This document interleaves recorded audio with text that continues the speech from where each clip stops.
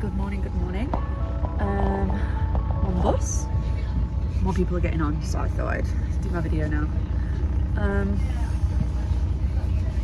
No, that looks stupid.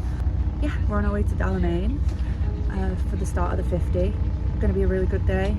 The weather is doing what British weather does. I feel prepared.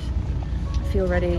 I've got many other layers in my bag, so if I get cold, it's going on. I'm hoping to finish in under 20 hours, which will bring me in around, early hours of Sunday morning, but we'll get it done. My motto for the day is quitting is not an option. I will only be pulling out if I break my leg. Touch wood, I'm not going to do that. But yeah, I've had some, the ladies, I've had some porridge and a Red Bull, nothing like a 7 AM Red Bull, and we've just done a race briefing and now we're all ready to go. So hopefully the weather kind of chills out before we start. It's supposed to, but yeah, I shall update you through the day. Look forward to seeing me crying.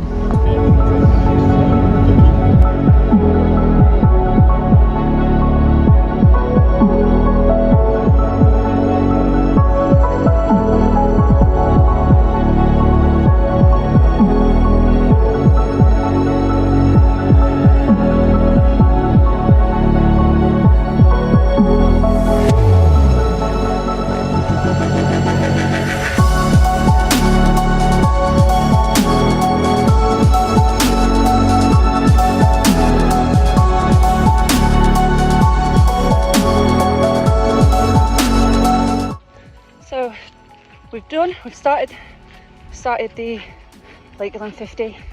We've just done the loop around Dalmain Estate, and now I say we, it's just me. Now it's because I'm used to my dad being here. I'm on my own today. Now we're gonna start the actual route, heading on over to Ho Town for the first checkpoint. I've had some flapjacks and some energy gummies, and I've already fallen over, which, if you know me, you'll know it's kind of on brand. I have to kind of get it out the way.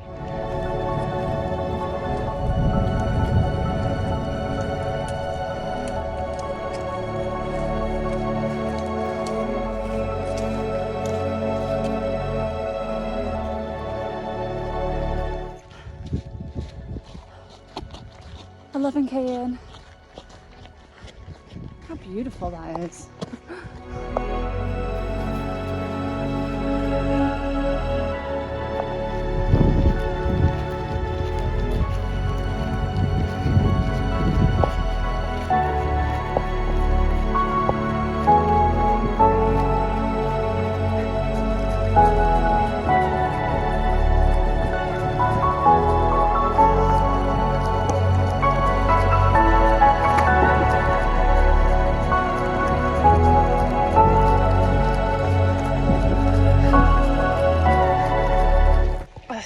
They picked up fizzy laces because there weren't any Haribos in the shop near me.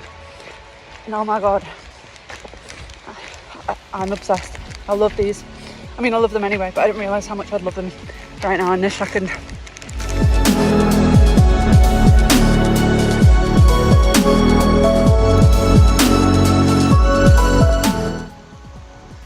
It's so beautiful, but I am so tired. Whew. It's so high up.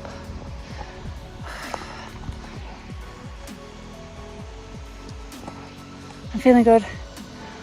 I'm just really knackered from this hill, and I'd like a Red Bull.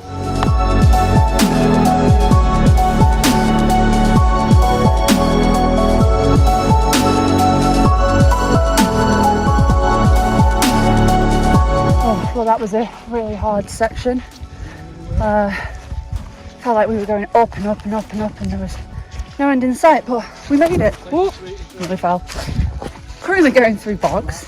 Tried to keep my feet dry for as long as possible, but no, there's no chance.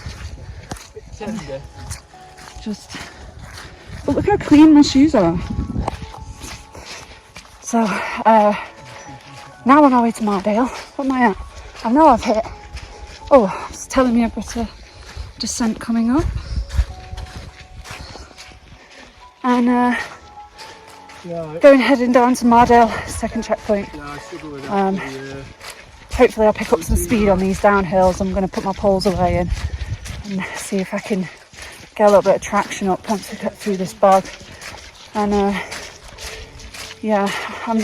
I'm trying to ration my fizzy laces because they're kind of hitting the spot and I need to save some for later.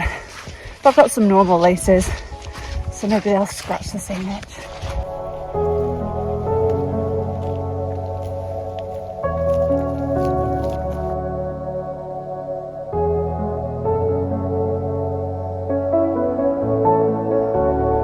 Miles in, I've gained some speed on the downhills and I'm about 4.5k away from the checkpoint. I am really hungry. I keep eating sweets. I've eaten some biscuits, a banana, but I want something savoury. But I really enjoy downhills way more than uphills, so I really got some good speed coming down and overtook a lot of people, which isn't what matters, but in my competitive brain it is. Well, yeah, look how beautiful this is. It's so tranquil here. I mean, I'm listening to a podcast, so I've got people in my ear, but when you pause it, there's like no sound. It's amazing.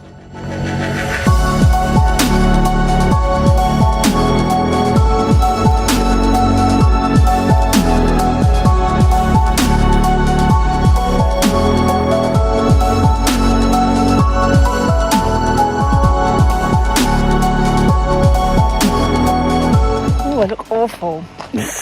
I look like a pegged. I'm gonna have to, I'll do my hair, 1 minute. I'm halfway. I've done it in just under 9 hours. I'm cold, so I've put on my new t-shirt, a mid-layer and my coat, taking my sweaty hat off. I had ham and cheese sandwiches at the last checkpoint and I think I was a little bit too greedy and my stomach's kind of hurt for the past hour, but I've only got like just over a mile and a half to the third checkpoint, Kentmere, and yeah, I'm feeling alright. I need a coffee. I think my caffeine supply is low, so I need to definitely have some sort of caffeine before we head into the nighttime section. But I'm glad to be halfway and nearly at marathon distance. And look how beautiful. I mean, where else would you want to be on a Saturday night? Then nearly went then. Then walking through the Lake District at sunset. It's beautiful. Just trying to be really grateful for being here. I'm really grateful that I have a body that allows me to do these amazing challenges, and try and look at the positive side, because I keep getting really grumpy every time we go up hills. Uphill, it just makes my heart like explode. Downhills I'm great at. I just flip through all the rocks. Uphill's killing me, but I'm just going to keep this nice, steady, kind of fast walking pace, at least until the checkpoint and maybe through the night now. I'm not being nobody's hero.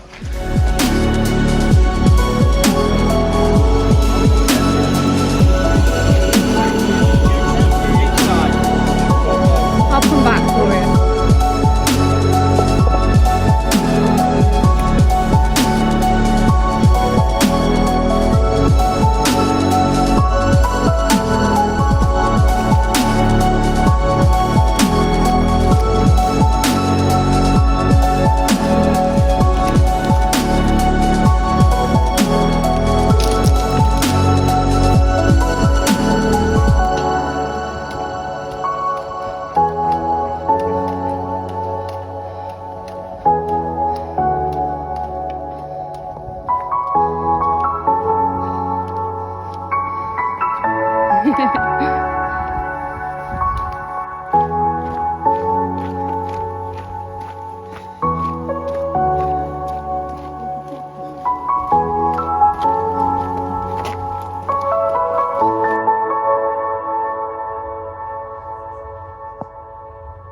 I look like a Dalek.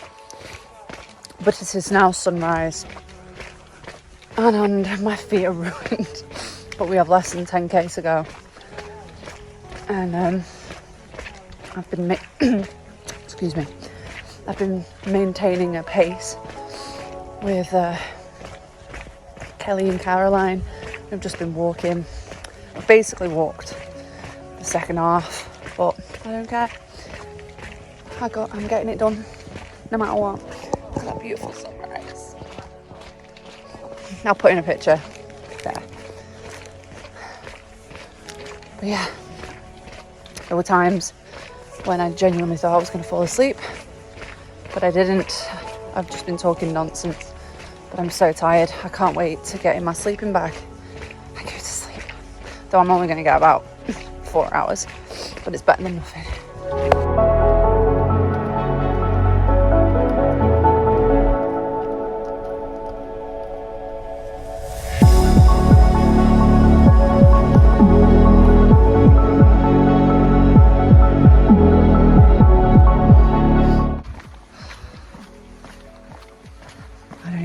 To say I'm so tired. Oh, but we're at the final checkpoint, and then I just got to climb Jacob's ladder and go downhill,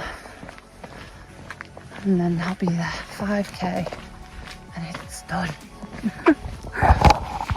Okay, the sunset's really pretty. No, sunrise is really pretty.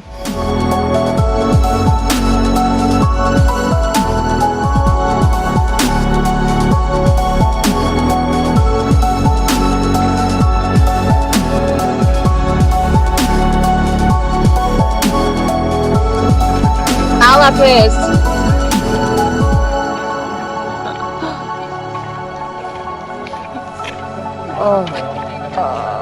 I'm good shot. Thank you. I did it. I'm going to sleep.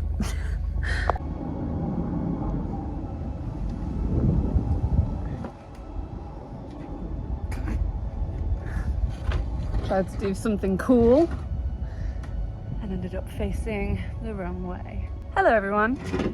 So it's the day after, and how am I feeling? I am sore. But I'm feeling good. I'm all right. I made it home. I had a really good sleep last night. But let's talk about my final thoughts about the Lakeland 50. What a race. What a race. I think, oh, wind. I love that it suddenly got windy as soon as I sit down to film. I wonder if any of this is going to be usable. We'll find out. The one thing I keep thinking about is, for such a large race, how intimate everything felt. There were over 2,000 runners at this race, and that's not even taking into account the volunteers, the medical staff, the event managers, the supporters, the mountain crew, like all of the people that were there. And not once did you feel like you were just a number. Not once did you feel like you were, you were just a runner. You really did feel like you were part of something while you were there. From the moment I got there, I turned up and I had my huge North Face bag that was so heavy for no reason. And I spoke to somebody literally at the front gate and was like, hi, I need to set my tent up somewhere. And they just took me somewhere literally next to their tent and set up. And straight away like that, I'd made a friend, and he went off to do the 100 a few hours later, and then I saw him after the race as well. He unfortunately had to pull out due to medical reasons, but it was just straight away I felt just like part of this community, and I loved it. I thought it was really, really good and refreshing and nice. Wow, you can tell I'm a writer with those synonyms. The route itself I don't know if I'd underestimated it. I knew that this race was going to be difficult. It was really hard, and it was hard for the fact of it starts at 11, so you go through the night, unless you are, you know, these incredible athletes who can do it in like 7 hours. You are going through the night, and that's really that adds a whole new aspect to it. But I did it, and I got to the halfway point just as the sun was setting, about 10 p.m. ish. I had some pasta, and I just got speaking to these women while we were waiting in line for the toilets. And just as we were about to set off, we all decided to stick together through the night section, and I ended up doing the whole second half with them. And you know, as I was walking with them, I wondered whether I would have even made it without them. But it was just that Lakeland spirit of, we're going to do this together, we're going to stick together. And you know, even in the final section, the last 2.5K, my feet were just a mess from being wet, and coming down this final descent, all my blisters were popping. It was just excruciatingly painful.